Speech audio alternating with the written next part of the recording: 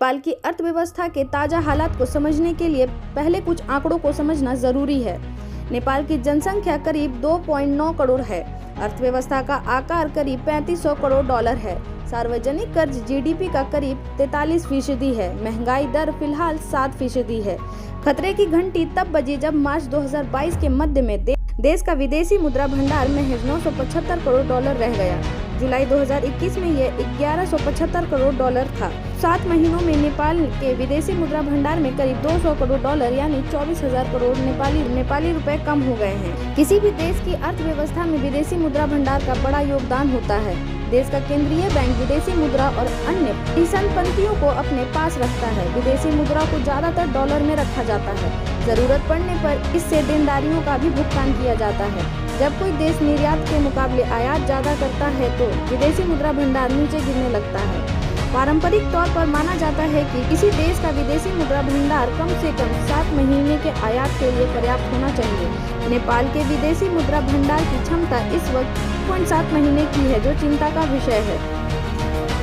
कम होते विदेशी मुद्रा भंडार को लेकर कुछ लोग नेपाल की तुलना श्रीलंका से भी करने लगे हैं।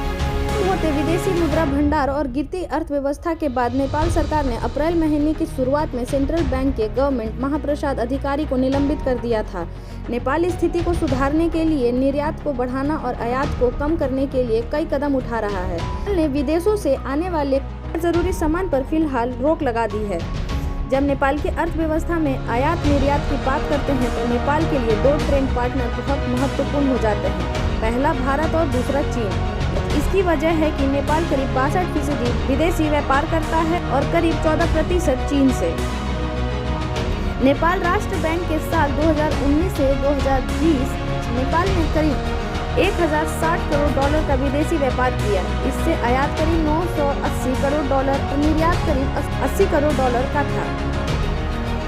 नेपाल विदेशी से कुल जितने रुपए का सामान खरीदता है उससे करीब 70% भारत से आता है। इसका मतलब है नेपाल 70% आयात भारत से करता है, जो साल 2019 से साल 2020 में करीब 620 करोड़ का डॉलर था। नेपाल भारत से सबसे ज्यादा वाहन और स्पेयर पार्ट, सब्जियां, चावल, पेट्रोलियम प्रोडक्ट्स, मशीनरी, दवाइयां, हॉट स्टील, इलेक्ट्रॉनिक सामान और कोयला खरीदता है। निर्यात की बात करें तो साल 2019 से साल 2020 में भारत ने नेपाल से करीब 57 करोड़ डॉलर की खरीदारी की। इसमें मुख्य रूप से इलायची, आयुर्वेदिक दवाइयाँ, ऑयल, केक, पाम ऑयल और टेक्सटाइल से जुड़ा सामान